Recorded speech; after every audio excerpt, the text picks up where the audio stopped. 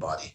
It can cause sleep apnea, stroke, heart disease, which plays a role into diabetes, high blood pressure, liver disease in females. It can even be a cause for infertility. It can cause arthritis, gout, and it's also even a marker for for increasing risk of cancer, specifically breast, colon, pancreas, and kidney.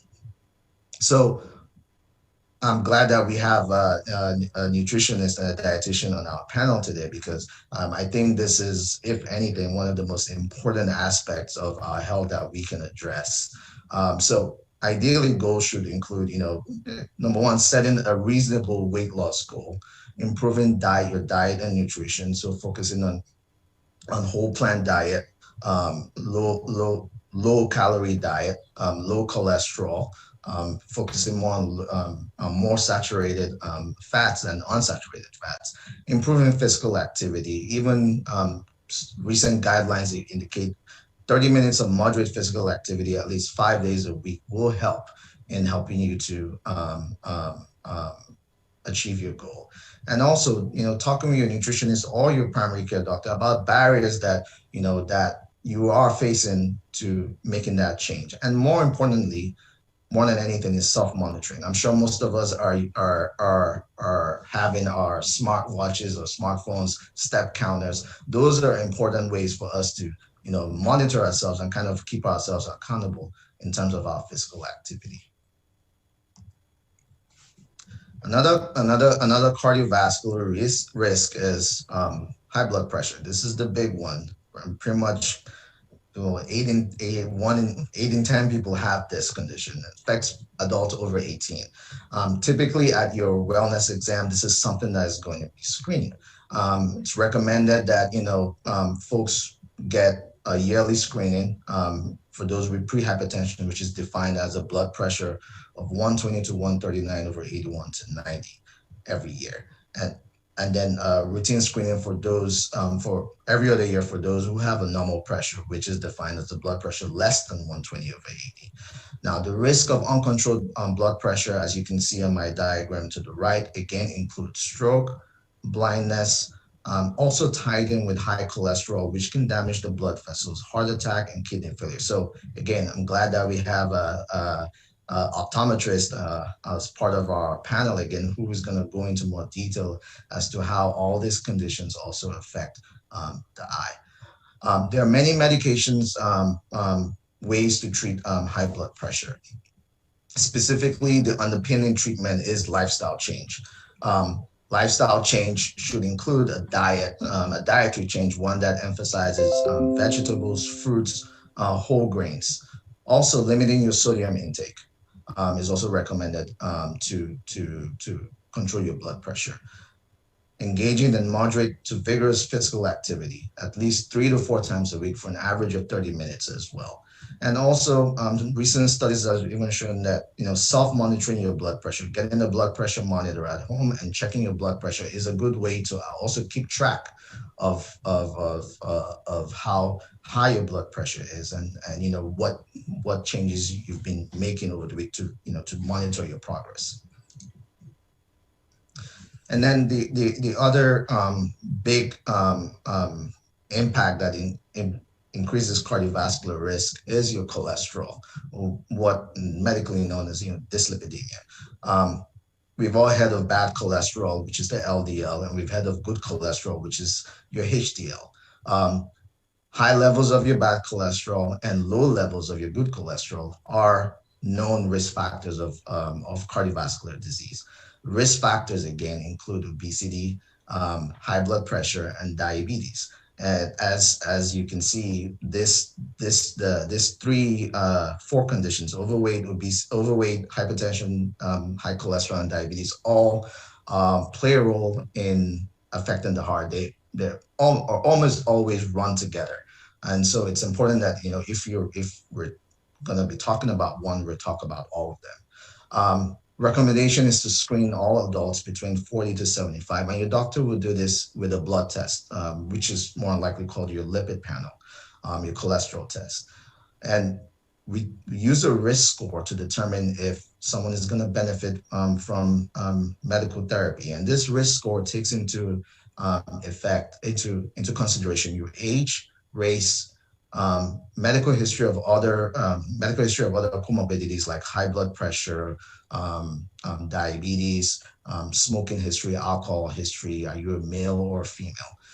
Again, treatment, as always, the underpinning treatment for anything that's going to help reduce your cardiovascular risk is lifestyle modification, which will include dietary changes, like I mentioned before, and physical activity. Ultimately, in some cases, drug therapy is needed, and the drug of choice are your statins, which I'm sure most of us have seen the ads on television, Lipitor, which has been shown to improve mortality rate in folks who have high cholesterol. And then the last but also very important is diabetes type 2. This is a very prevalent disease in America. I see it in pretty much 80% of all my patients who come in, typically defined as a A1C, which is a blood test of 6.5% or higher, a fasting plasma, a fasting blood sugar of 126, or a random blood sugar of 200 associated with signs and symptoms of diabetes, which will include urinating frequently, feeling thirsty, fatigue in some conditions, in some people. Again, it's very important to screen early for this because it leads to earlier diagnosis and earlier treatment, which will prevent complications of diabetes mellitus, again, which to my right, as you can see, affects the brain, causing a stroke, can affect the eyes, causing blindness, affects your kidneys and your heart, and can also cause abnormalities in your sensation, in the legs, and can also cause diabetic foot infections, which can lead to amputation if not treated quickly. Again, how do we take care of this? Underpinning everything is lifestyle modification. If we need to use medications, the drug of choice initially would be metformin and ultimately insulin. However, nowadays there are numerous new medications out there. If you look at the TV, you're bombarded with ads from Jardiance to Trulicity to Tresiba, all work under the same principle of trying to lower your blood sugar levels. And these conditions are important things that you can discuss about or find out about if you were unaware at your wellness exam. I'm going to change gears and go into cancer screening. Again, this is a very important aspect of your health. Breast cancer, colon cancer, and cervical cancer are very prevalent in this country. Cervical cancer, to a lesser extent, as cervical cancer screens have been gaining more prominence. As you can see with breast cancer, with women, the test is called a mammogram, recommended annually in women between 45 to 54, and every 2 years in women 55 and older. Cervical cancer, colloquially known as your pap smear, women 21 to 29, it's recommended to get that every 3 years, and 30 to 65 every 5 years. Women older than 65, it's not recommended.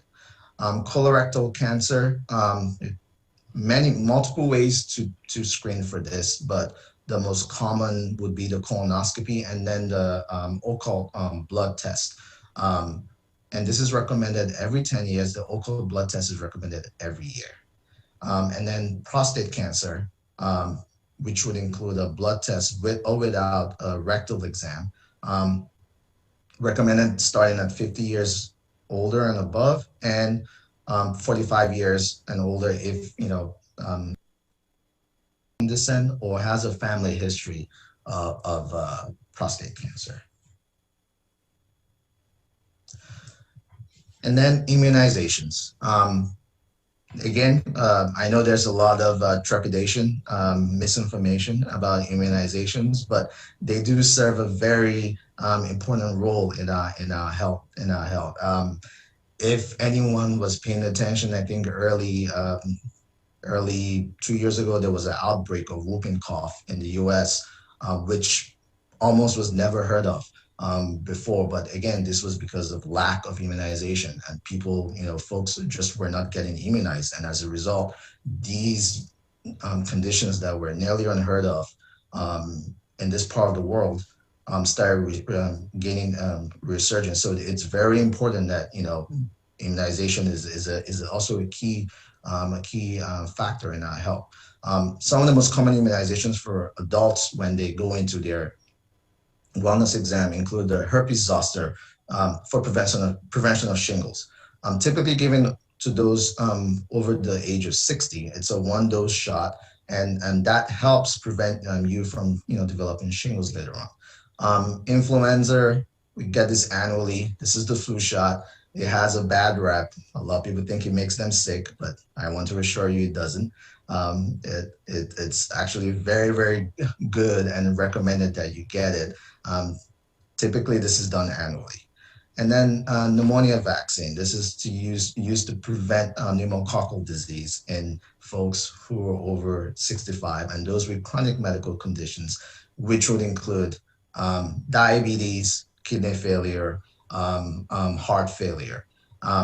Typically, you get one dose at 65 if you're over 65, and you get 2 doses 5 years apart for those between 19 to 64 who have the chronic conditions I mentioned. And then the last is tetanus, which prevents tetanus, diphtheria, and pertussis, which is also known as whooping cough. This, again, is recommended to be given every 10 years. And then I'll go on to the big one. As we are still in a pandemic, hopefully this is getting under control as we have 2 vaccines that are currently out. We have a third one that is about to come out. Again, I would encourage everyone who has not yet gotten this to get it when the time comes for you to get it. There are 2 doses needed for each vaccine, the Pfizer-BioNTech vaccine and the Moderna. They do not contain live viruses. The live virus, they protect against COVID-19, but wouldn't necessarily prevent infection. So what that basically means is, if you get the vaccine, you're at least guaranteed that even though you get infected, there's the high chance that you're going to survive this rather than getting to the point where you need to be in a hospital because you're so sick. There's a lot of misinformation about the COVID-19 vaccine, and I would try to use this opportunity to kind of dispel some of those myths. The first one is, you can get COVID-19 from the vaccine. You cannot. It's not a live virus. The second myth is if you've unfortunately had the coronavirus, COVID-19, you do not need the vaccine. The problem with that is that we don't know how long those antibodies that your body develops from COVID-19 last. So it is wise to go ahead and get the vaccine, even if you've been infected with COVID-19. Another myth is, the vaccine contains a microchip, which the government can use to track you. Again, that is false. The vaccine does not have any microchip in it. Another myth is that this was developed too quickly. And science was skipped. Again, it was developed quickly because a lot of money was poured into it, and this was a global emergency. And so a lot of resources were poured into it. But yes, a lot of the science was followed in the development of this. Another myth is, an mRNA vaccine can change your DNA. And that, again, is false. An mRNA vaccine is a messenger RNA vaccine. It does not contain any DNA, any properties to change your DNA. Basically, all it tells your body to do is make a specific type of protein that would help you fight off the virus if you get in contact with it. And finally, the other myth is that COVID-19 vaccines can give you HIV, which is false. So with that, I hope I've given you a sense of what to expect in your annual wellness exam. I would encourage you, if you haven't, to schedule an appointment with your nurse practitioner, primary care physician, to engage them in setting goals for yourself and with them for your health moving forward in 2021. And again, I hope I've given you guys an opportunity to know what kind of tests to expect in terms of your long-term health. Wow. Thank you very much. Thank you very much. Now, Dr. Attang has said a lot. He has said a lot. And I'm not going to summarize. I'm sorry. I'm hearing. I apologize. Dr. Attang has said this morning, and I want to continue by putting out a saying that not anyone's first year unless you're seeing permanent, unless you're seeing permanent in the clinic where he works. So I do want to say, learn here today. I would like you to primary physician, nurse practitioner. I do appreciate coming in here or and I want to say welcome to for joining us seminar that has been hosted by the Health Fitness of Jesus House. Again, my name is Gonsallo, and I have this moderating. Feel free to write have in our and I already have some. So Dr. Attang, to have your mutuals. Someone wants to know at what point do you recommend screening for diabetes and cholesterol stuff? Oh, thank you for that. That's a great question. In terms of screening for diabetes specifically, typically guidelines recommend screening starts at in adults starting at age 40. But if you have a family history or risk factors for it, so your mom or dad have a history of diabetes, or you have you're obese, or you're having symptoms that could preclude or indicate that you may be having a issue with a high blood sugar, for instance, urinating frequently, fatigue, visual issues. Those are good indicators that you may need to be screened earlier than the recommended guidelines. Okay, thank you very much. I would like to add. Someone wants to know is there a vitamin or a herbal regimen that you will recommend pre-diabetic, or maybe a supplement still in diabetic. Right. So that's a very loaded question. Vitamins and supplements basically are substances that haven't had a lot of research done on them in terms of their effectiveness. So your mileage may vary in terms of if they work for preventing a pre-diabetic, for instance, to becoming diabetic, or helping a diabetic control their diabetes.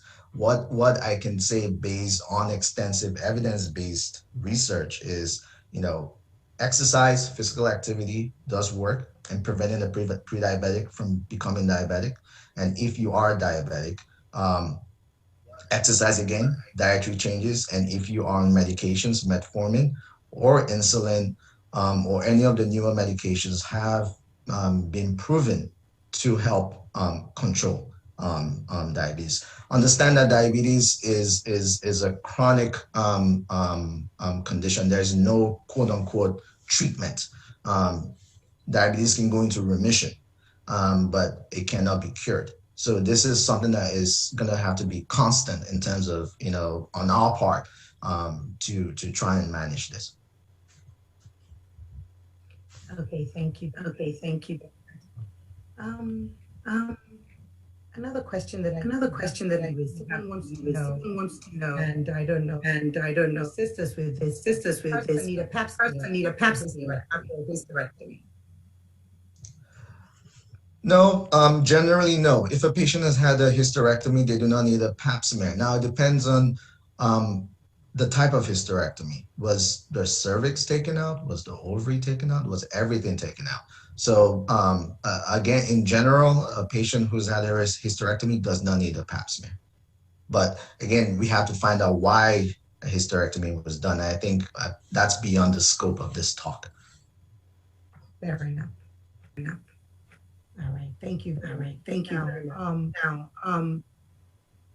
What I would like to do at this, I do apologize. I do apologize. Echoing, and I don't know why. But there is no other. So please bear with me.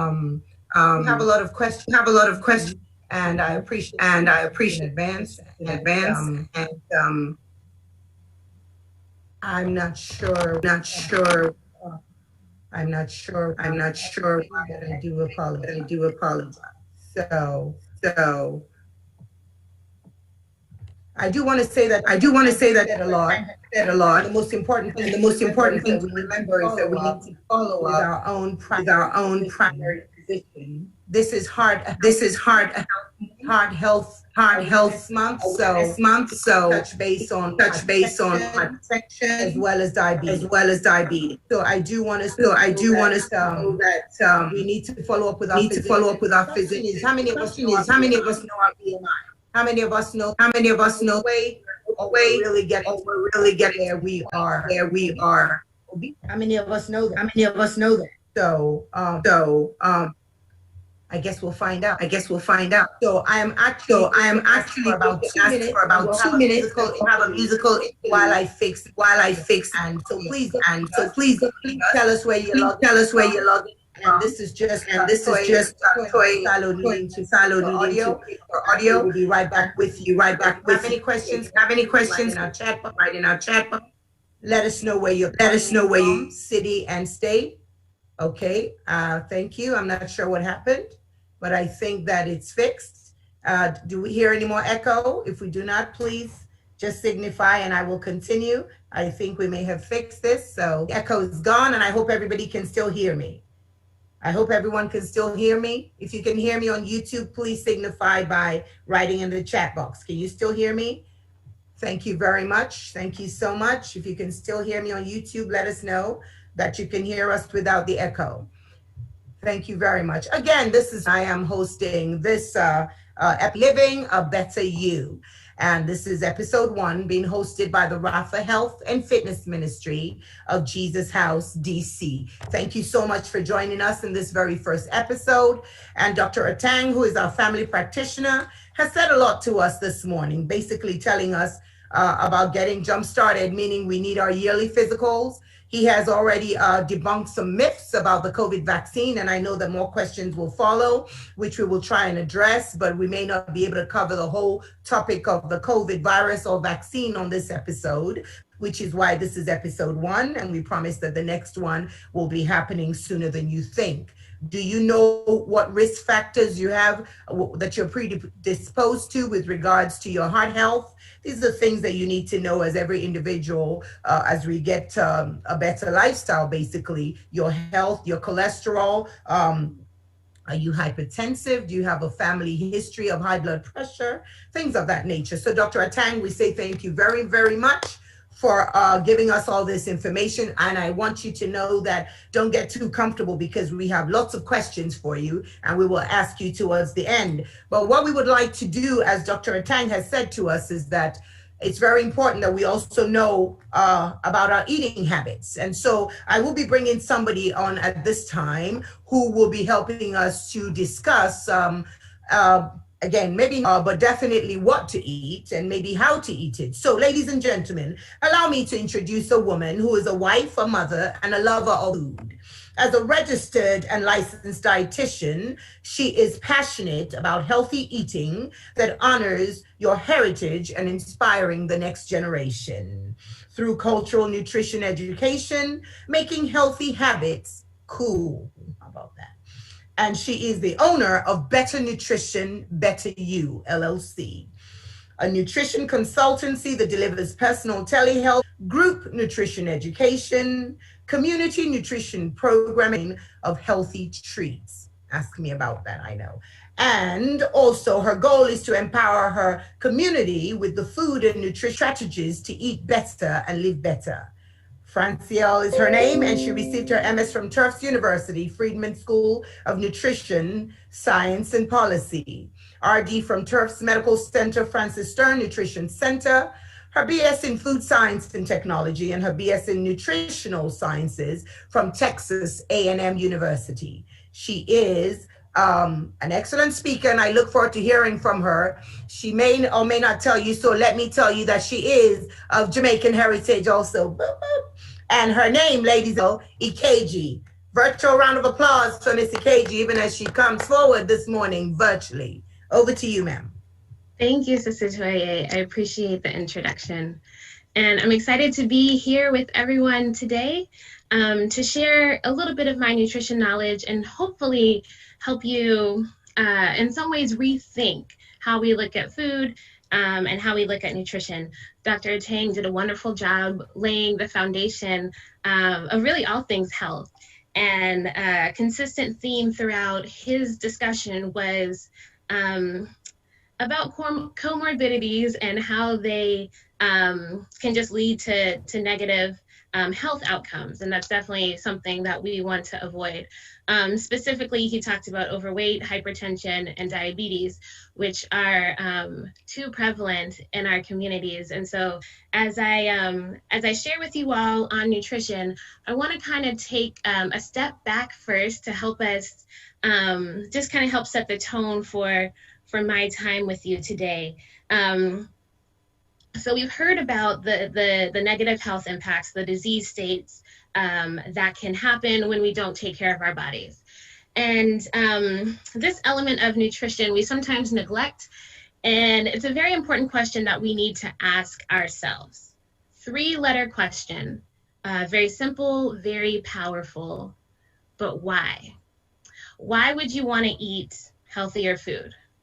Why would you want to learn about nutrition and what you should and maybe should avoid putting in your body?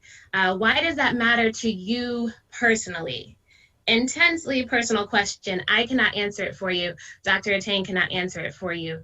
You have to identify what is either that intrinsic or extrinsic factor that is going to motivate you to make some adjustments in your eating habits and definitely to prioritize nutrition. So identifying that why is step number 1. Is it so you can have a long, prosperous life like you saw your grandparents have? Is it so you can run around the playground with your children or your nieces and nephews? Is it so you can travel the world, go on long hikes, and just enjoy all that God has created? What is that why for you? And then once you've identified that why, I think it's important to meditate on it, just like we meditate on the Word of God.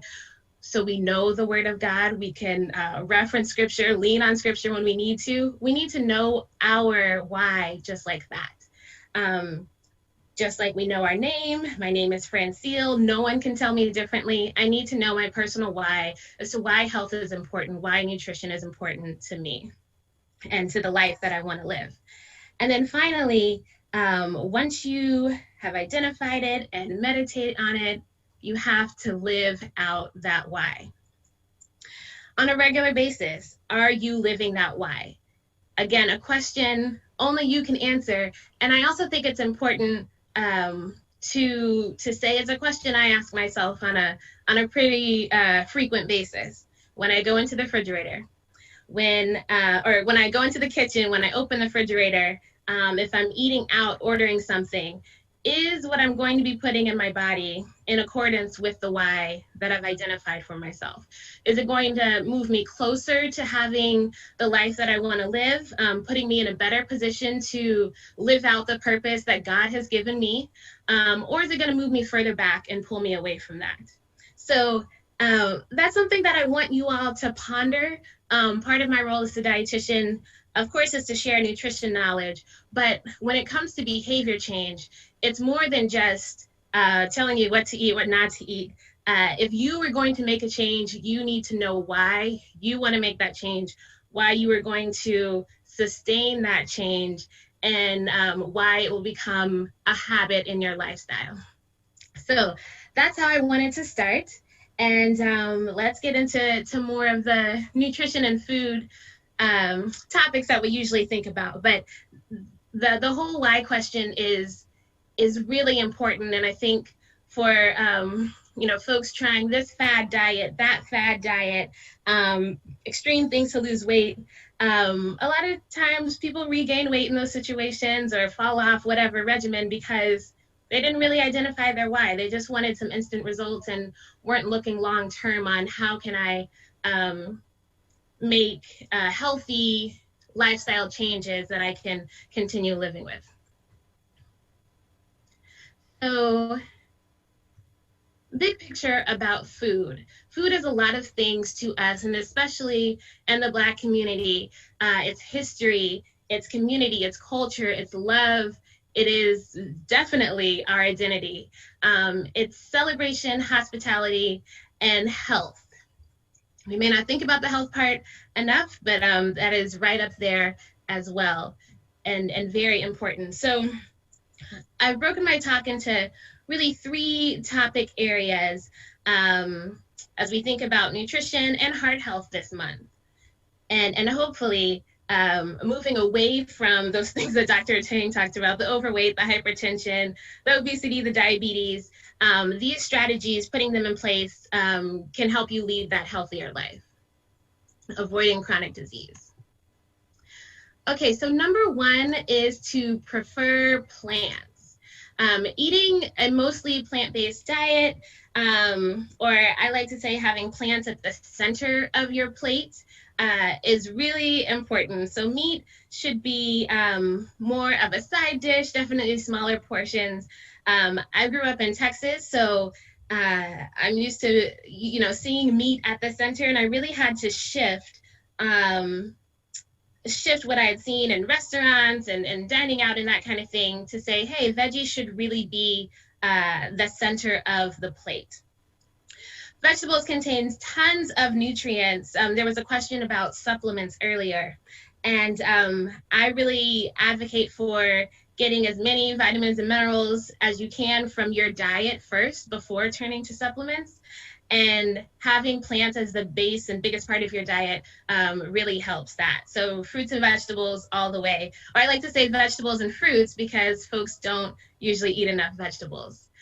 So some of the benefits of vegetables, nutrients they have, fiber, vitamin minerals, like I said, and natural plant compounds. As it's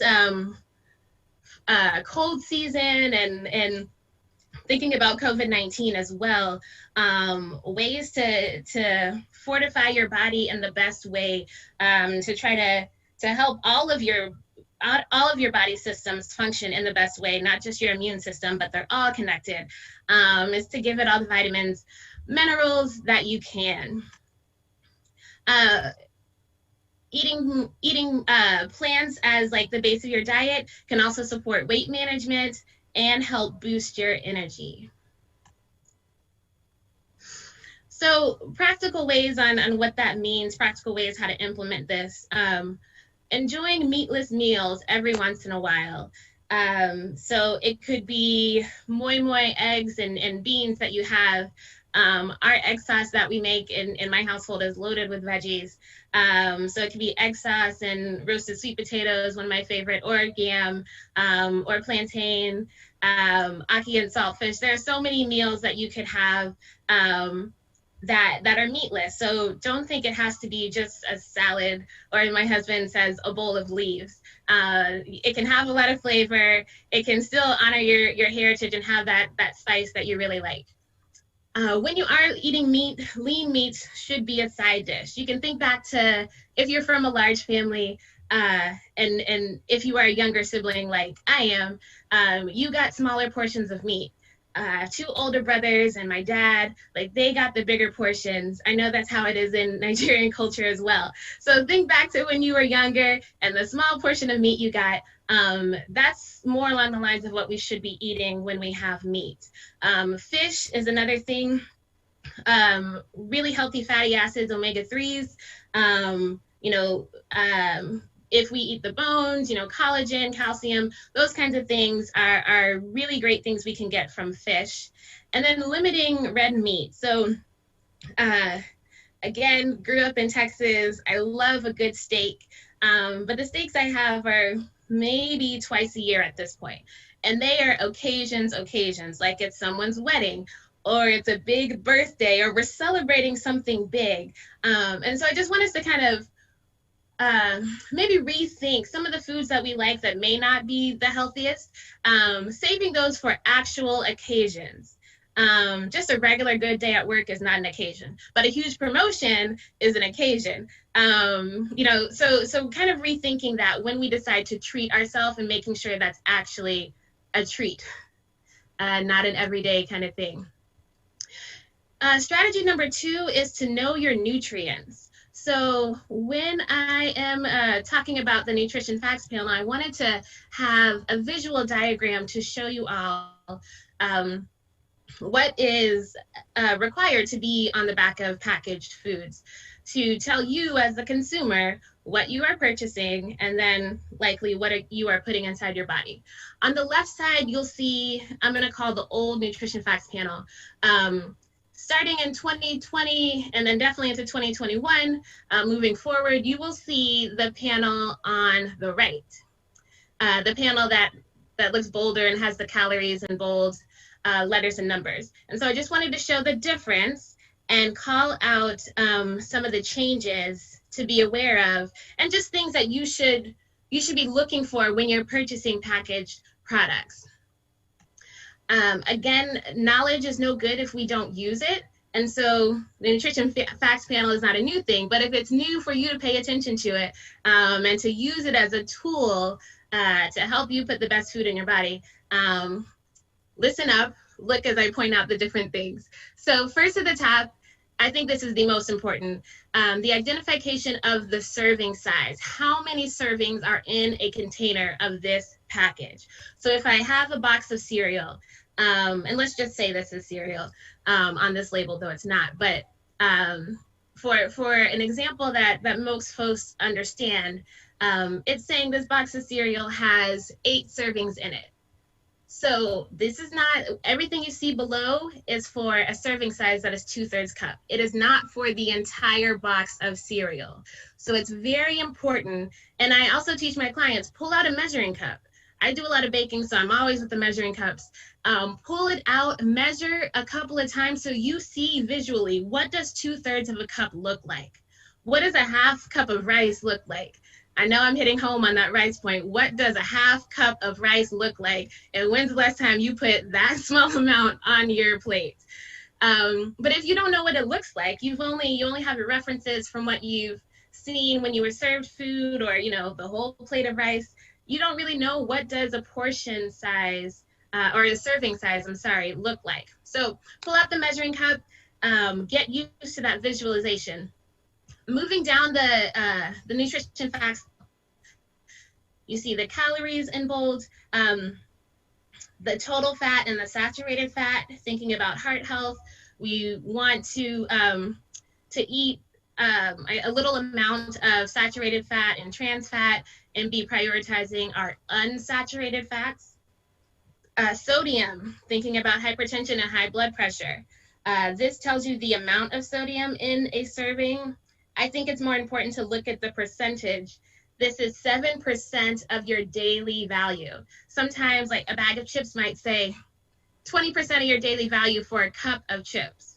That's a huge amount of sodium for not that many chips. You're not going to feel full afterwards.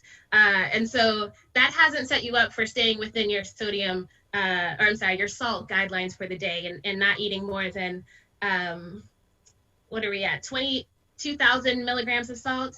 If you are at risk for hypertension or have hypertension, 1,500 milligrams of salt.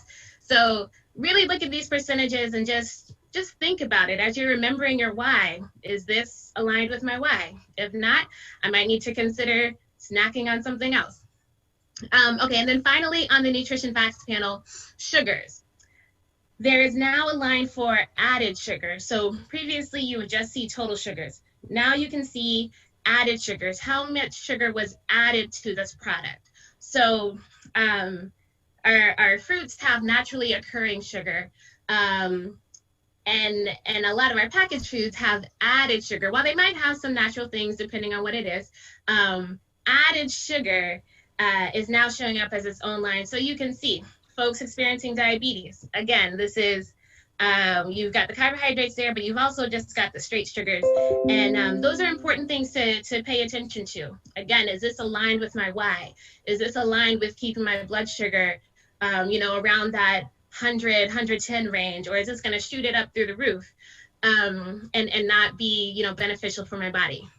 So wanted to highlight the Nutrition Facts panel, very important tool that we all have access to in the grocery store. Turn the package over and take a look. Is what I'm feeding myself, what I'm feeding my kids, aligned with that why? And then my third thing is sustaining small changes, and specifically with physical activity. Dr. Attang mentioned the guideline of 30 minutes a day, 5 days a week of physical activity. And I am a busy mom, as many of us are, whether you're a mom or not, we're busy in our lives. And I think it's more sustainable to find 5 to 10 minutes at a time to do that physical activity, to have that time of movement. So it could be 5 minutes in the morning, 10 minutes in the afternoon, 10 minutes at bedtime or before bedtime in the evening.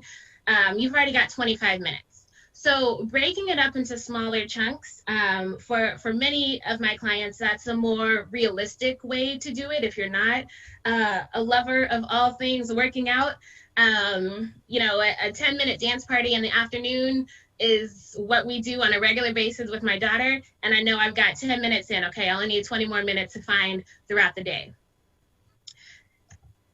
And physical activity is just about moving your body. So it's not that you have to subscribe to a class or be at the gym using all the heavy equipment. It can be any of these things. Playing basketball, like I said, family dance party, we love that. Chair exercises, jump rope, Pilates, yoga, floor exercises, weights, whatever you want to do to keep your body moving, keep that blood flowing, oxygen moving through your body. Do the things that you enjoy. It doesn't have to be a laborious, strenuous process. And then celebrating those small changes. However you want to celebrate, well, I guess let me rephrase that. Don't celebrate with a bowl of ice cream. Don't celebrate with like a whole pizza. But celebrate, if your clothes are fitting better, if you have more energy to go up and down the stairs, celebrate those kinds of things. Maybe you buy a new top because you like the way you're looking now, or you like even more how you're looking, because you should always like the way you look. Each one of us is beautiful, and we should value that. But find ways to celebrate that are not around food. I think that's an important thing for us to be able to do as well. And then just to round out on heart health, because it is Heart Health Month, I just wanted to give some tips that are practical ways to help reduce the amount of salt that we cook with or that we're adding to our food. Mixing your own blend of herbs and spices. I know it's convenient to pick up, especially in our community, the Knorr, the Maggi, the Lowry seasoned salt, the adobo, the Creole seasoning. All of those have salt as the first ingredient.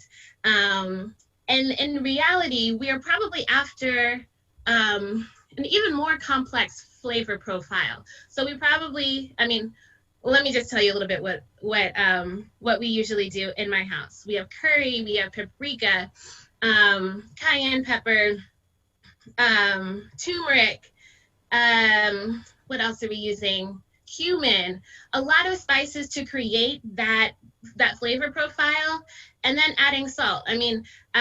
This didn't happen overnight, but I've got our jollof rice down, our recipe down to just one Knorr cube, just one, even the double pack, just one of those, with all the other spices that I put in, the thyme, the cumin that I mentioned, a little bit of chili powder, but play around in the kitchen, remix some of those recipes and see if there's a way you can get the salt content down by adding more of the spices you like. I can't forget the garlic and the onion, which is a mainstay in everything, and is really helpful in reducing your salt and still giving you that flavorful food. So those are just some practical tips around reducing the salt intake in your diet, helping with that high blood pressure, and just general heart health.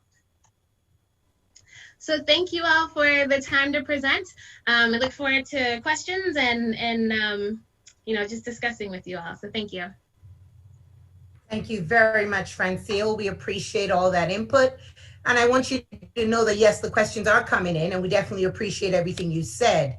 Now, a few things you said I found exciting when your husband said, what are these bowl of leaves we're eating here? So I can relate to, having some family members who we have a struggle with the salad, but I know that we do have some vegetables in our culture that, between the callaloo and the spinach and what have you, we find a happy medium in the household. But another thing I do want to say is one of the questions that came in was, how do we make plant-based food tastier? And I know you had mentioned on that with regards to the seasoning. So I want to say thank you for that, because, for some Africans, for example, they like their spices. They like everything hot, hot, hot, hot, hot. So we have to have the cayenne in there somewhere, whatever. So definitely I know that by just using some spices help.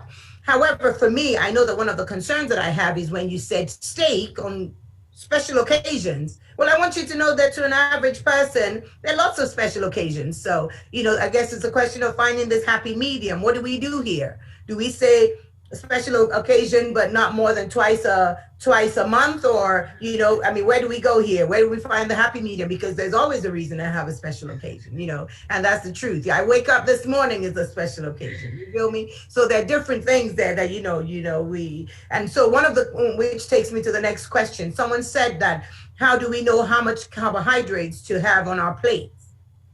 What do we consider the right amount of carbohydrates to have on our plate? And I just want to say before you answer that is that there's no way I can wrap my head around two-third cup of rice, and it's not going to happen. But we're working on it, but it's not going to happen anytime soon. But let's see how you answer that question. What do you consider a fair amount of carbs to have on our plate? Sure. Thank you for the question. And I guess before I start answering all of the questions that are coming in, it's important. Two things I want to, put out there first. It's important to have grace with yourself. If you're trying something new, you're trying to get on a healthier eating habit, lifestyle, I don't think it's sustainable for most of these changes to happen overnight. Process of, if you want to reduce your carbohydrate intake, a gradual process of reducing that. So I just want to start off with that. And then, like I said, having grace with yourself. There's a lot going on right now. Pandemic, life, sometimes it seems like everything's hitting at once. So don't stress yourself out too much. I think it's important to take steps, and even if they're small steps. So the question specifically about reducing our carbohydrates. I don't know the person if they are at risk for diabetes or maybe have diabetes, but in the Food and Nutrition Service recommendation for how you should structure your plate or your bowl is half of your vegetables. It's about a quarter grains, and I would prioritize whole grains. And then it's about a quarter protein, and that should be lean protein. So to Sister Toye's point about 2/3, just seems like so. I would measure out what you're eating now. And for some folks, when I met my husband, it was about 2 cups of rice on the plate. Okay, so we're starting where we are. It's important to acknowledge where we are starting. We don't live in this fantasy world. We live here, and this is what I'm doing currently. So how can I make an actual change, again, that is lasting, that's sustainable? So if 2 cups is the baseline, maybe over the next week, I try 1 3/4 cup. So I've taken it down a quarter cup. I've learned to be satisfied with that amount. I don't, I'm not going to bed hungry every night. I don't feel like I'm starving myself. Maybe the next week I try 1.5 cups. So I'm down to 1.5 cups, feeling good. And you just kind of go from there. One other thing I do whenever we have rice and stew, and I do size whole grains, but I also like white rice. So whenever we have white rice and stew, sometimes it works for my husband, sometimes he catches me, but I like to try to mix like 2/3 white rice and 1/3 cup cauliflower rice. It looks the same. It's both white. You got the stew that tastes great. Like that's the base or the priority of the meal anyways, right? So if there are ways you can kind of sneak in veggies that can take place of the carbohydrates, I'm all about that too. Don't do it all at once though, because they will find. All right, thank you so much. And I do want to say that there are some people here on the YouTube channel here giving us some true confessions today. Some people are talking about their guilty pleasures of the chips, and some of us can relate to that. And some people have also mentioned, and I'm curious to know also what your take is on that with regards to air fryers. I know that some people said for those that still enjoy having fried foods, maybe they should consider the air fryers, and so I want to know what your take is on that very quickly. What do you think of the air fryers? Is that a better alternative? Though that the dodo doesn't come out right with that, but that's the fried plantain, so I'm not sure. But hey, I don't know. I haven't been able to find the happy medium for that. But what's your take on the air fryers? I gotta hear you on the fried plantain. The air fryer does not cut it. I've tried it a couple times. It doesn't work. No. So what I do sometimes for them is I bake it with a little bit of oil on the pan. Still not the same as fried, but it's a little bit better. So I do have an air fryer that I use on occasion, I don't know, a couple times a month. I usually use it for fried chicken. So I will, I guess, air fried chicken. So, marinate the chicken, do all of that and put it in the air fryer. I like I said, I use it about twice a month, maybe 3 times. I have heard some folks having like concerns about maybe the coating, the nonstick coating within in the air fryer, but I don't know, I don't use it that frequently, so I think it's fine. And in terms of if someone wanted to have fried food every day or use an air fryer every day, I would recommend the air fryer. Just so we're not, again, having all of that, depending on what oil you use, but the food absorbing a lot of extra fat. All right. I do have someone who said on here that we should discuss serving versus portion. And I know that you talked about the serving sizes with regards to reading the labels. I can't express that enough with regards to telling people read the labels, especially as Dr. Attang has mentioned with regards to heart health, high blood pressure, the sodium, and the sugar. So you're catching the high blood pressure, you're catching the diabetes with regards to that. But there are serving sizes, which we're finding out 2/3 cups, half a cup, whatever those are. And then there are portions, so, and that's, kind of like what your husband was discussing with the rice and all that. So perhaps you could elaborate for us on that, basically the difference between serving and portion, servings and portions. Yes. Yeah, so the serving size is the set amount. So if I picked up that box of cereal, back to that example, that serving size is 2/3 cup, whether I'm serving that to my little daughter or I'm serving that to my husband. The serving size is 2/3 cup.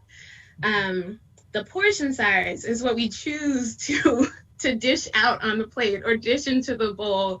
That is the portion size. And I was mentioning a bit earlier, and I'll reemphasize, like, a lot of our references are around portion size and the plate need, and I need all the rice here and a little greens on the side and a little stew and however many pieces of chicken I can fit on there too.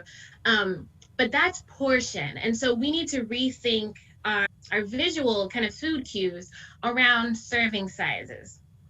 And so especially if you are trying to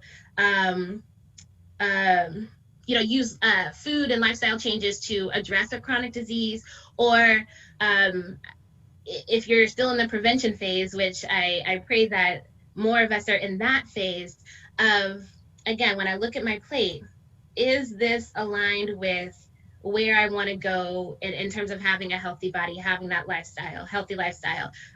With my personal why, is the rice that is filling, pounded mounted on the plate, is that aligned with that?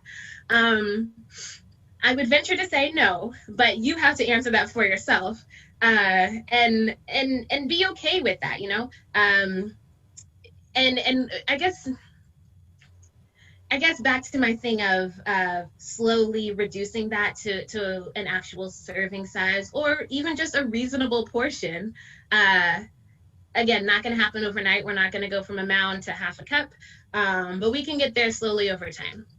Okay. Thank you very much. Now, I know that somebody had also mentioned here, which I'm in agreement with, and you have also talked about, is that we should take gradual baby steps, so it's not going to happen overnight, certainly, but you're encouraging us to try these different things. And I don't know about the cauliflower rice, been there, done that. It doesn't go well with my stew, but again, we're open to all these different suggestions. So we do have more questions coming in, which we will try and answer at the end of this. On to our very, very next panel, discuss a very important, the reason why I wear these goggles and stuff. So let's go ahead and introduce the next panelist at this time. And the next panelist is Dr. Christine Omoruyi Ononiwu. She graduated from Georgia's major in biology and chemistry at the same university. She has a private practice in Bowie, Maryland, where she provides comprehensive eye exam services, specialty contact lens services, and ocular disease management services. She is married and a mother of 3 beautiful children between the ages of 6, 3, and 20 months. And she resides in the Upper Marlboro area. With a virtual round of applause, help me in welcoming Dr. Christine Omoruyi Ononiwu. Thank you very much. Over to you, ma'am. Thank you very much, Sister Toye, for the awesome introduction. Thank you, Rapha Health and Fitness Ministry, for the opportunity to talk to you this morning. I hope that you find my presentation very informative.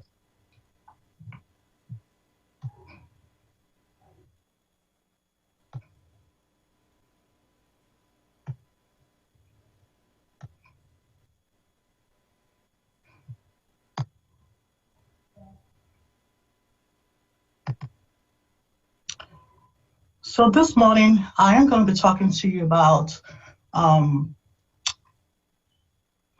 systemic conditions that affect the eyes. I think Dr. Attang already did a great job talking to us this morning about high blood pressure, cholesterol, and diabetes. So I'm going to focus on these diseases. I'm going to be talking about how they affect the eyes. Just a quick recap. High blood pressure is defined as blood pressure reading of 140, greater than 140 over 90. And the optimal blood pressure we all aim for is something less than 120 over 80. There are 2 types of high blood pressure, essential and secondary. Secondary in the sense that it's due to an underlying disease such as kidney disease, and essential meaning that meaning the absence of any other diseases. The blood pressure is just high. Risk factors for high blood pressure: obesity, smoking, genetics, sedentary lifestyle, and again, it's more common in blacks and whites. It's a leading cause of mobility and mortality, and is associated with cardiovascular disease. Persistent high blood pressure, as you already heard before, can cause a stroke, can damage your kidneys, can damage your brain, but also, very importantly, they can also affect your eyes.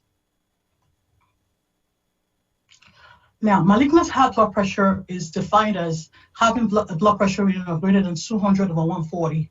I want you to pay attention to this because your visual disturbances might be the first clue that your blood pressure is very, very high.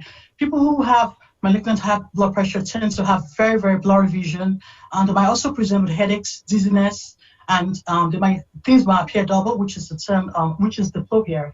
When this occurs, this is a medical emergency. You need to go into the emergency room. High blood pressures can affect the eye. High blood pressure can affect the eye, as I already mentioned.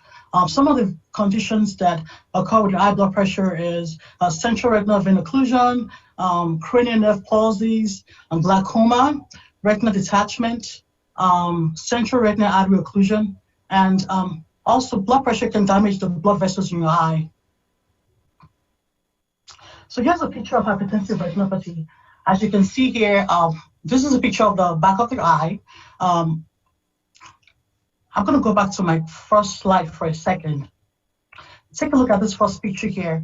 We have the optic nerve there, we have the fovea. If you notice in the picture, the fovea is a clear zone in the eye. The fovea and your optic nerve contribute to how well you see. Once there's damage to your optic nerve and the fovea, your vision is definitely going to go down. So these conditions I'm going to be talking about today are really going to be affecting this area. So I want you to take a look at the clear picture here and see how things look. The optic nerve looks nice, the fovea is clear. So I'm going to take you back to the picture for the hypertensive retinopathy. So this is what happens when you have high blood pressure causing damage to your to the vessels in your eye. This is a condition called hypertensive retinopathy. You can see here blood, and those white areas are called cottonwool spots. And what that means is that your eye needs oxygen. You're not getting enough oxygen because the blood vessels are damaged and you're leaking fluid. And you can also see in the macular zone there, you can see that the macular zone that was clear in the first picture, and in this picture, it's not clear. What you see on there is something called exudates. And when that happens, that tells you that you're getting some type of swelling in the eye. Here's another picture. This is called a central retinal vein occlusion. This is a little more dramatic than the first picture. Here is primarily the veins that are affected. And just to remind us, arteries take blood from the heart to other parts of our bodies, and veins take blood away from other parts of the body back to the heart. And in this condition here, the veins are probably affected. So you see the leaking here, blood, and also you also see cottonwool spots here, also telling that your eyes need oxygen, your eyes are not getting enough oxygen. So the next thing I'm going to talk about is high blood pressure, high cholesterol, excuse me. High cholesterol, the term we use for that is hypolipidemia. And when you go to your doctor, they do your lipid panel, they're paying very close attention to two primary things. They're looking at your triglycerides level, and they're also looking at your LDL cholesterol. As Dr. Attang already mentioned before, LDL cholesterol is a bad one. That's the one that you don't want to be high. There's also the HDL cholesterol. That's actually good. That's protective against heart disease and coronary heart disease and cardiovascular disease. Your HDL, the high density cholesterol is actually good, but the low density one is bad, and you don't want that to be elevated. The optimal value you want to shoot for your LDL is less than 100, and for your total cholesterol as a whole, you want it to be less than 200. Cholesterol is problematic in the sense that cholesterol can form emboli that can leave your internal carotid artery, which is right on your neck, and travel to retinal vessels, and they will occlude those vessels and cause something called ischemic attacks or transient visual loss.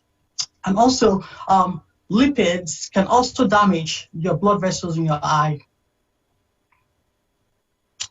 So here's a picture of a condition called xanthelasma. In this person, you notice the yellowing on the eyelid. When you see this tells you that the person has elevated lipids or low density cholesterol. They have high amounts of it. So when you see somebody presented like this, they need to go see their PCP and get like a lipid panel and check to make sure that the cholesterol is normal. If the cholesterol isn't normal, most very likely it's not going to be normal, then they need to get treatment for it. Here's another picture of a condition called ACOS. This is a white ring on the eye. ACOS in older people is not really much a concern. ACOS is just a degeneration of the cornea. In older people, it's not necessarily something that is a concern. Most times it's just due to normal aging changes. When you see ACOS in a young person, you ought to be concerned. You need to be seeing your doctor and checking their cholesterol and their lipid levels. And if you look at this picture right here, this is something called colineus plaque. I mentioned earlier on that emboli can travel to the blood vessels and cause problems. And this is the plaque right here. It's a form of emboli.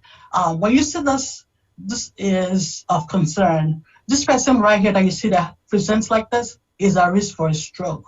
So when you see this, when I see people like this in the office, what I do, I will send them back to their PCP and make sure they get the blood work done. We'll also send them for like a carotid ultrasound to make sure that the internal carotid artery is not occluded. And if it is occluded, then they have to get surgical intervention.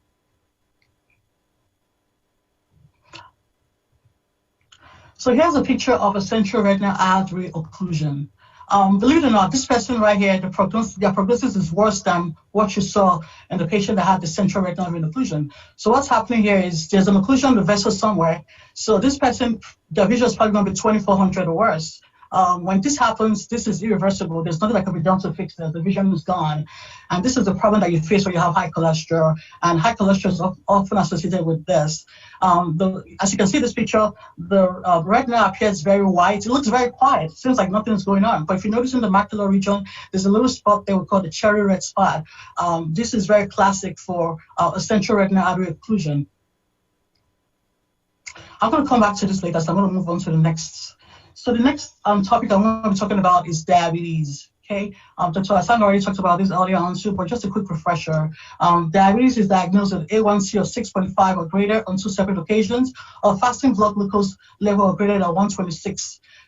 Sometimes your vision also could, disturbances to your vision could also tell you that you could possibly be diabetic. And most of these folks will have severe blurry vision, and also they might also experience polydipsia. They're always thirsty. Polyuria, they're always going to the bathroom. Sometimes polyphagia, also they're eating a lot. Sometimes they also have weight loss, fatigue. But blurry vision is a big one. 2 types of diabetics. Type 1 and type 2. Type 1 is usually genetics, and type 2 is usually from lifestyle factors like obesity, like you already heard. The good news is most people tend to fall under the type 2 category, and type 1 is usually genetic, and most of these folks need insulin for survival. With type 2, sometimes they have to get on insulin, but sometimes just oral medications is enough to control it. So how do diabetes affect the eyes? Okay, so like you saw earlier on with high blood pressure, diabetes can affect the eyes by causing non-proliferative diabetic retinopathy, and that could progress to proliferative diabetic retinopathy and macular edema, which is when you have swelling in your macula. And the macula is the part of your eye that's responsible for color vision and good vision. Once your macula is affected, your vision is going down. Also, it's important to know that when you're type 1 diabetic, your risk for retinopathy increases after 5 years. And when you have type 2, your risk for retinopathy increases after 10 to 15 years. So it's very important that you get your blood sugar under control. So here's a picture of non-proliferative diabetic retinopathy. As you can see here, you also see the leaking still with the blood there in the back of the eye. You also see some cotton spots. You notice that the macular region is supposed to be clear. It's not really clear. It looks like there's some exudates there probably. So this is non-proliferative diabetic retinopathy. In this individual, the vision might be 20/40, 20/60, Here is a picture of proliferative diabetic retinopathy. The difference between this picture and the previous picture is you notice here a lot of squiggly, coily vessels. These are abnormal blood vessels. So what happens is this. When you have diabetic retinopathy, the eye is not getting enough oxygen. So the eye is screaming for more oxygen. So there's so a compound is released, and that's the vascular endothelial growth factor. And this stimulates the growth of abnormal blood vessels. And what is abnormal blood vessels? It's trying to bring oxygen back to the eye because the eye is not getting enough perfusion. But these abnormal blood vessels are bad because these are the ones that will cause the retinal detachment. Because what will happen eventually is they will start to cause traction on the retina and pull off the retina. And this is when people really go blind. So non-proliferative diabetic retinopathy, if not controlled or if it's not treated, can progress to this. And this could lead to retinal detachment. So I said something earlier about macular edema. So when you're having the leaking in the back of the eye, all the lipids and the things in the vessels tend to settle in the macular region. That zone is supposed to be clear. So when this happens, your vision goes down. And it's very important to know that one of the leading causes of blindness in the United States is diabetic macular edema. Neurovascular glaucoma could also happen. So when you have hypertensive retinopathy, central retinal vein occlusion, and diabetic retinopathy, you can develop neovascular glaucoma. Because what's happening is when those abnormal blood vessels start growing, when the eye is not getting enough oxygen, they can close up the drainage structure in your eye that keeps your pressure under control. So when that closes off, your pressure in your eye shoots up. and you start developing glaucoma. If you look at the optic nerve here, like the little donut there, you can notice the yellowing. So what's happening is that the nerve fiber layers are dying off. So the optic nerve is appearing a little pale in this picture. It's not supposed to be that way. So neovascular glaucoma can develop, and you have to get treatment for this. So now, in addition to you dealing with, the other conditions are already going on, now you have to be treated for glaucoma. And this right here can progress rapidly, and people can lose vision in a matter of days. Also, in neovascular glaucoma, abnormal blood vessels start to grow in the iris. The iris is the colored part of your eye. This person here kind of has like a blue iris. If you notice, you see blood vessels growing on it. Those blood vessels are not supposed to be there.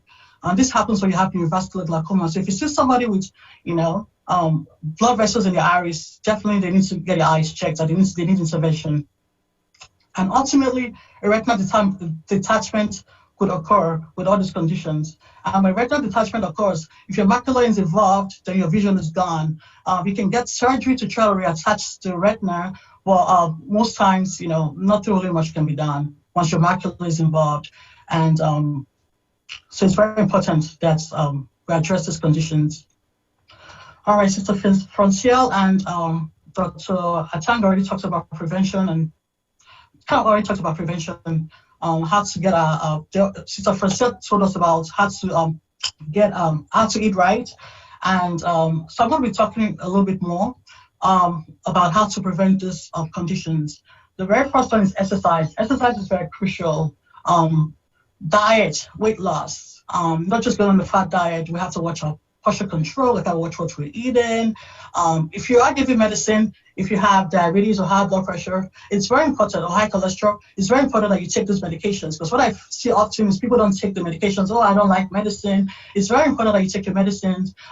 Where you can always get your weight under control.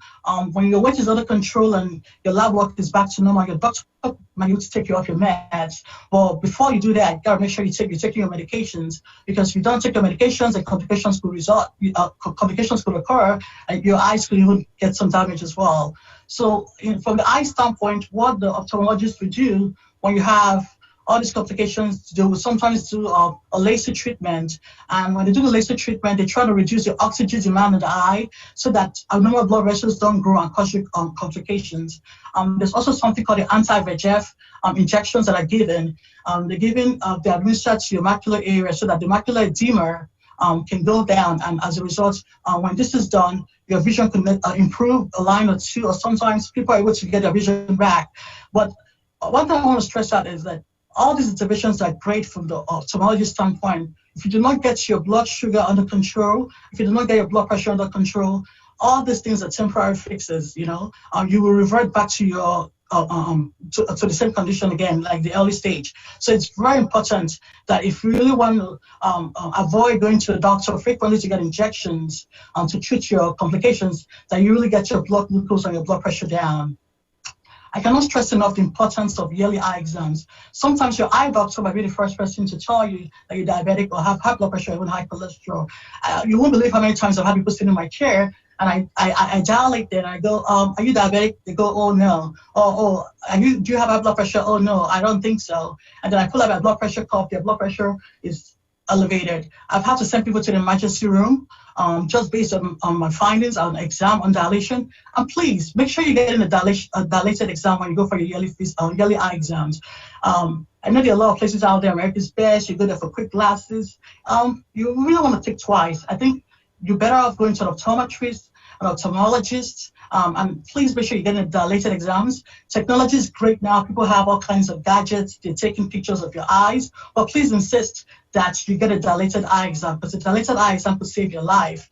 Dilation is the standard of care for diabetics, for hypertensives, and most systemic conditions, affect the eyes. And by dilating, you can figure out what's going on with somebody. Somebody could have leukemia, or going down and see red spots. You're like, okay, what's going on? And that will trigger us to send you to your private care physician to get more work.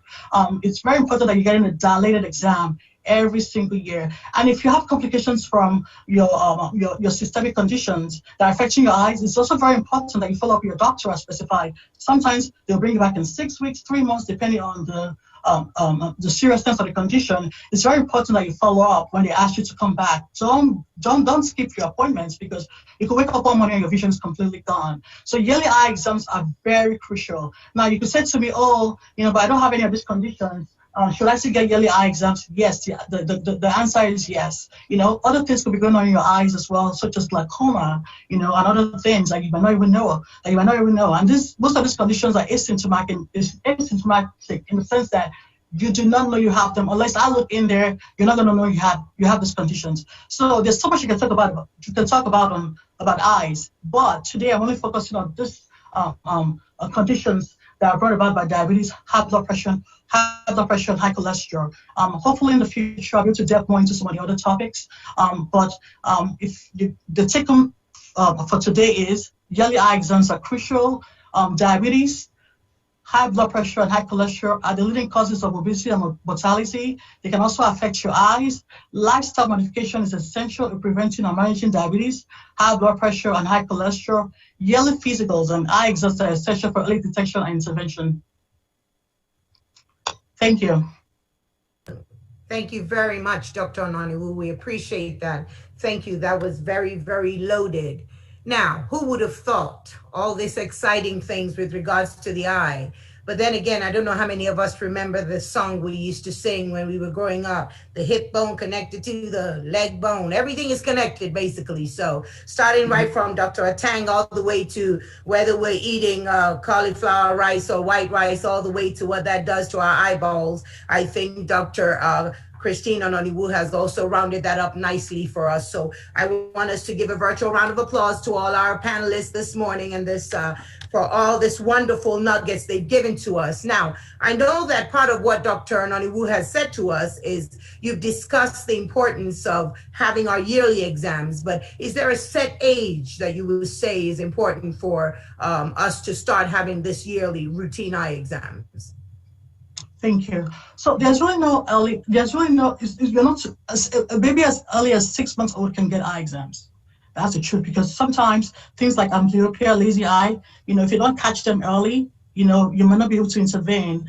For someone with amblyopia, it's very important that they catch the amblyopia before the age of 6, so that if there's going to be intervention, it's done early, and that improves prognosis. So you can start getting eye exams as early as 6 months of age. So, you're not too old or too young to get an eye exam. Wonderful. Thank you very much. Now, I know that you have touched base on this, but I do want to answer that for the person that says, how can glaucoma be prevented or controlled to prevent blindness? Again, it goes to that routine eye exam, because if you come for your routine eye exam, then we will see the progression of things. And I just want you to believe that's a correct statement. Okay, wonderful. Because again, yearly routine exams will help us to be able to see the progression, good or bad, of your eyes. Now, somebody asked a question. It may sound comical, but basically they said, if you've been prescribed glasses and you don't wear it, what are the long-term implications? So if you've been prescribed glasses, all depends on why you're wearing those glasses. If you've been prescribed sighted, that means you can see things up close, but you can't see things far away. What's going to end up happening is you're going to keep squinting, and that's going to make things worse. But if you've been just reading because you're over the age of 40, and you don't wear them, oh well, nothing could happen. Nothing may happen, but you might struggle at the computer and get headaches at the end of the day. Yeah. Okay. Thank you. Now, somebody said, if you should you be worried if you blink your eyes or close and open it and you find floaters? I guess floaters is when you think you're seeing, you want to pull the gnat, or you think there's something to hit up in the air somewhere, and it's black, it's white, and should you be worried? Yes. So floaters on a normal bright sunny day, when you look at the sky, look up at the sky, or look at a white surface, floaters are normal. But now if you're just sitting there, you start seeing floaters all of a sudden, that's not normal. You need to go get your eyes checked. Now, floaters so you need to go get your eyes checked. And the reason why I say this is this.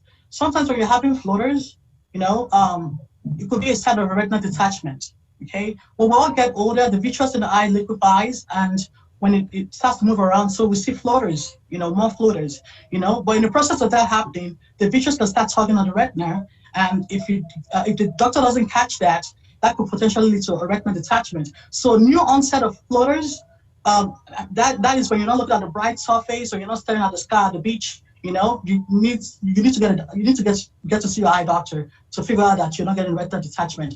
And sometimes when you get retinal detachment as well, in addition to floaters, you might also see like bright little stars called flashes.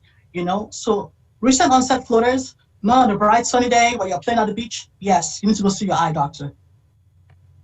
Okay, I see someone who is a little worried about this lazy eye and said, is it possible for you to just talk about, is that something, could you expand on that, what you mean by the lazy eye, and how do parents look out for that? Good. So lazy eye can be caused by three different things. Some people are born with like something called an eye turn. If they're looking at you, it's like one eye is staring a certain way and the other eye is looking straight. That's called strabismus. So the eyes not in alignment. The two eyes are not aligned. So if most people, when caught early at an early age, sometimes the ophthalmologist will do surgery to try to straighten the eyes. And if one eye keeps drifting, that eye is not maintaining fixation. So the vision in that eye is going to be down if you do not intervene on time. So that's one cause of lazy eye. Sometimes people are born with cataracts. Babies are born with cataracts. So that cataract is occluding your vision in that one eye or both eyes, whatever it may be. If those cataracts are not taken out, the brain and the eye can never connect, and that will cause some type of lazy eye. You know, trying to remember the other thing that causes amblyopia also, or lazy eye, is differences in prescriptions. Sometimes you're born with one eye nearsighted, the other eye farsighted, or one eye could be like a +6 and the other eye could be like a +1. You know, differences in refractive error, which is the prescription in your eye, could cause amblyopia. So those are three things that usually cause amblyopia. And from what I just said, the only thing you can probably see as a parent is maybe you're looking at your child's eye and it's white, the pupil appears white. That's the cataract right there. And most times in the hospital, they'll pick that up. That's the only way you as a parent can really tell that maybe your child has a cataract and they need to get intervention. The other two, the other one you can also see is the eye drifting. If you're playing with your baby or your child and you notice that they're not looking straight at you, one eye is drifting. Most parents pick this up usually. One eye is drifting, maybe outward or inwards, and the other eye is kind of straight. You know, that tells you right that there's probably a problem. So that child needs to be evaluated. And sometimes surgery may be needed. Sometimes just patching one eye or putting prisms in. Sometimes they may need glasses as well. Putting prisms in those glasses could help the child. But looking out for eye turns in your baby, when you're holding them, playing with them, looking at the pupil to make sure that it's clear, not cloudy or white, you know, are two ways that you can definitely tell that, you know, something is wrong. All right, thank you very much. And I know that our time has been well spent, and I want to say again, thank you to everyone who is joining us on this session of the Wellness Seminar, A Better Living, a Better Health, a Healthy Life, a Better You. And I want to say, even very quickly, Dr. Omoruyi, can you just tell us, are there preventative measures, if any, to help us to prevent us against getting cataracts? I know that this is something that is an important topic. So just very briefly talk on that, please. All right, so good. Thank you. Very good question. So cataract is a natural, is you know, usually happens with age. Okay, there's some things you can do to slow the progression of cataracts. Most of us are going to get cataracts at some point, whether we like it or not. I hate to say that, you know, but wearing sunglasses when you're outside is a crucial way to slow down the process. You know, because when you're out there, you're exposed to UV. You come on quicker sometimes in certain people. Sometimes certain medications will bring on cataracts. You know, if you're taking like a steroid, you know, for asthma or for something, you know, that could bring about cataracts. So, you know, in that sense, I don't really know if you can really do much about that, but you can help yourself by at least wearing sunglasses when you're outside, by eating leafy green vegetables like spinach, oxidants in them. Those will slow the onset of cataracts. You know, and sometimes when somebody's on a steroid medication for long, the doctor, are we seeing cataracts? The doctor might, you know, lower the dose, or if they can get them off, they'll probably get them off so that they don't end up getting like really severe case of cataracts. Okay, thank you. Now, what is your take on laser surgery? All right, so laser surgery is great. I had LASIK about 11 years ago, and it was the best thing that happened to me because I started wearing glasses in grad school, never wore glasses all my life, and so when I was living in optometry school, I had the opportunity of getting it for free. So I said, hey, why not? I was nervous, but being that I have worked with the surgeons, seen them do LASIK, it's a very quick procedure. It's about 15 minutes, 10, 15 minutes. I knew I wanted to get it done because I found myself sleeping in contacts when I was studying, and I knew that, okay, sleeping in contacts wasn't really good. That could cause me an ulcer, that's another problem on its own that could cause blindness. So I decided to get LASIK. So LASIK is great, but I would advise if you're getting LASIK, you do it in your 20s or your early 30s, because after 40, it's pretty much useless, because what LASIK is really doing for you really is correcting your distance vision. So if you have a very high prescription, it's great to get LASIK done. Sometimes you may not qualify depending on how high your prescription is. Because what they're doing with LASIK essentially is using a laser to modify your cornea. And after LASIK is done, your cornea has to be a certain thickness. So before they will do LASIK on you, they will normally take a series of measurements to see if you're a candidate. And if you qualify, I'll say, hey, go for it, because it's a life-changing procedure. And after 40, the reason why I don't really encourage people to get LASIK is that even though your distance is not good, it doesn't take away the fact that you have presbyopia now where you need reading glasses. So you're still dependent on reading glasses. Distance might be quick, but those reading glasses, still going to need them. So if you're looking to do LASIK, so that you don't wear glasses again, then you're going to be disappointed because you're not really getting your money's worth. So, you can get LASIK to correct your far away, to correct your distance vision. I mean, some people are happy. They wake up in the morning, they can't see around them. They can't even see their clock or see their spouse's face. If that's the case for you, you want to get LASIK to make your distance sharper, then go for it. But don't be disappointed if you have to pull out those reading glasses after age 40 to help you read up close.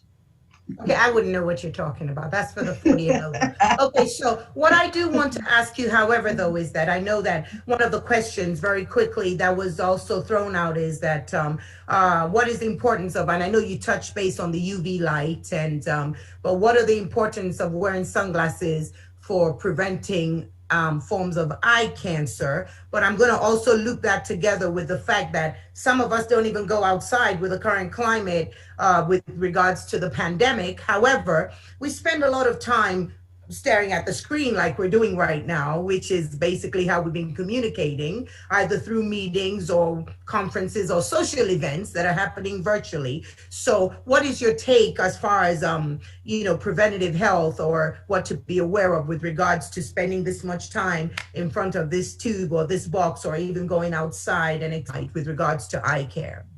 Good question. So sunglasses are not just a fashion statement. Sunglasses block UV, and UV puts you at risk for skin cancers, early cataracts if you're always out there, and a host of other UV puts you at risk for even a pinguicular, which is like a little growth on the white part of your eye. It's very common in people who live in tropical. Sunglasses are very crucial. They help a lot.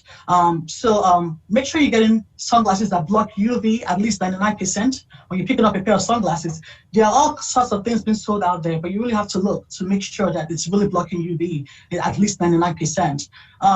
In terms of screen use, I'll advise everyone that spends time on a computer to take breaks.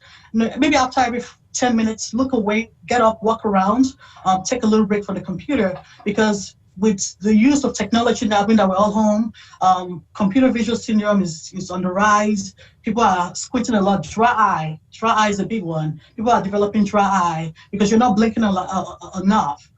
So try to blink, try to take breaks. And try as much as possible that when you're on the computer, you're just there doing work. Try not to spend all day on the computer. I know some of us are guilty. We pick up our cell phones, like sometimes midnight, I'm still on my cell phone, we pick up our phone and we're browsing and we get carried away. Just remember that ultimately your eye is going to pay the sacrifice. That breaks are very crucial. Thank you very, very much. Now, I can't help but ask Sister Francie this question. People want to know, what are the good sources of vitamin D? D is in David, vitamin D. Sure, thank you for that question, Sister Toye. Vitamin D is an important fat-soluble vitamin, and the best sources in food are fatty fish. So, I don't know, my grandma used to take cod liver oil. That's a great source. But in terms of like the flesh of fish, salmon, trout, mackerel, tuna, those fatty fishes are great sources of vitamin D. And then other foods, if you're not into fish, other foods with vitamin D are usually fortified with vitamin D. So milk is the top one that comes to mind. It is required to be fortified. Similarly, plant-based milk, so soy milk, almond milk, those kinds of milks are also fortified with vitamin D. Cheese sometimes is fortified. And then something that we don't think about, and it's really variable too, but you're seeing it more and more, mushrooms as a source of vitamin D. And sometimes in the growing process, they are treated with UV light. So it's interesting in Dr. Eseosa's talk, UV can be damaging to our eyes, not a good thing. In the growing process of mushrooms in particular, it helps produce vitamin D, within the mushroom, and then we can have that as a food source of vitamin D. Besides that, supplements for vitamin D, and very common in the Black community that our vitamin Ds are assessed to be at a lower level. There's a lot of talk in the research community that maybe our benchmark might be a little different than everyone else's. But if your doctor prescribes you vitamin D, I would take that supplement. Wonderful. Thank you very much. And I do know that Dr. Attang can also chip in as a family practitioner, because I know that we do have, again, in the African American, the very first in 2021, is some people want to know from you. And I guess, this can be a whole session on its own. So feel free to try and answer this in 90 seconds. Talk to people that you want them to know about this morning. Well, thank you.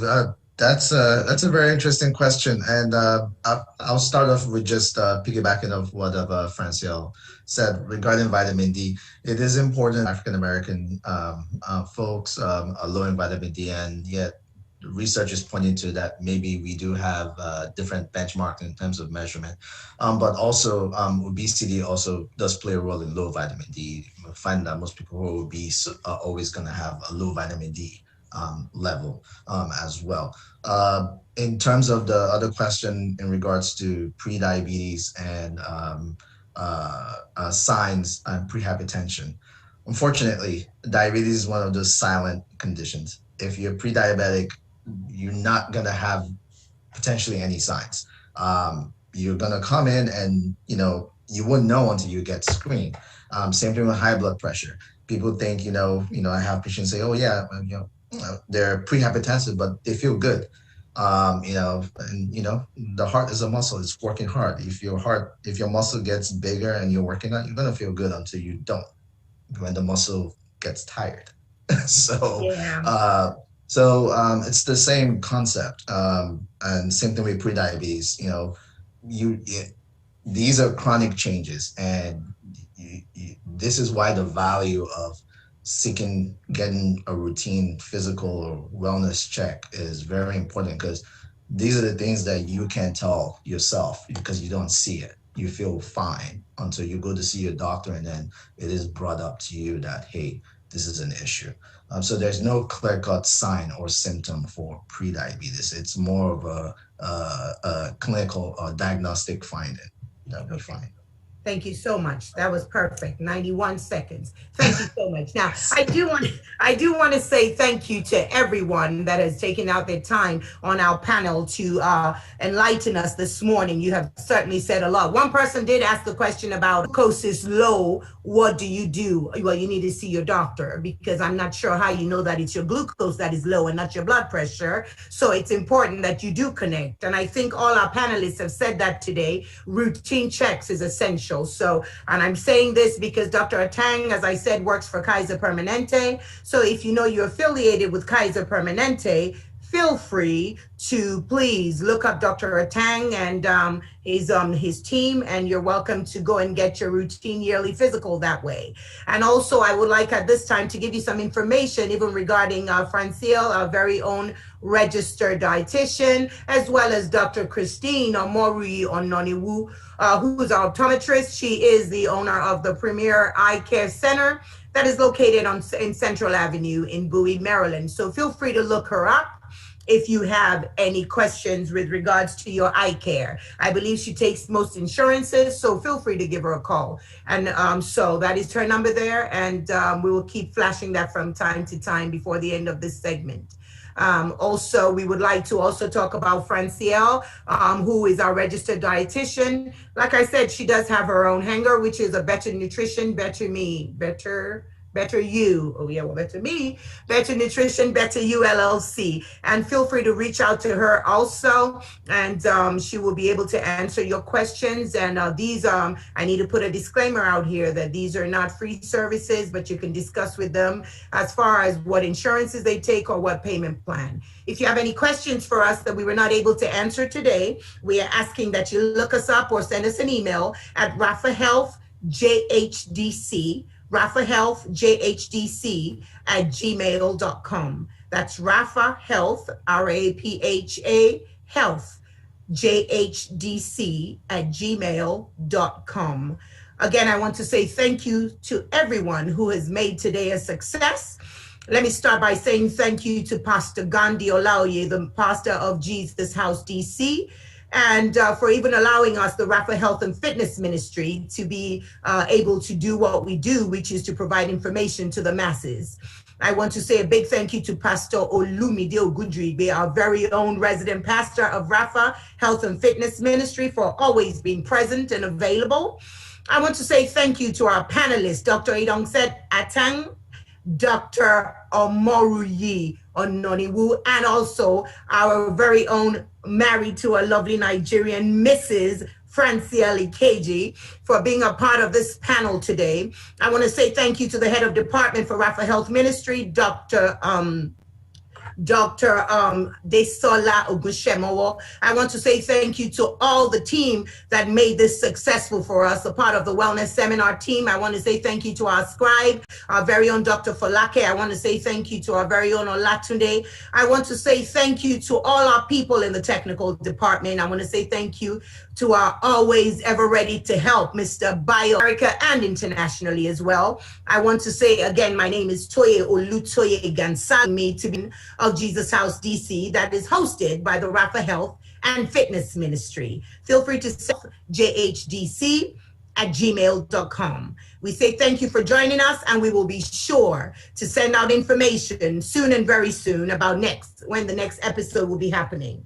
Thank you for joining us. Thank you for being your feedback, constructive and all. God bless you, and we will see you at the next session. Thank you so much for joining, and you have a blessed day. Take care. Bye-bye.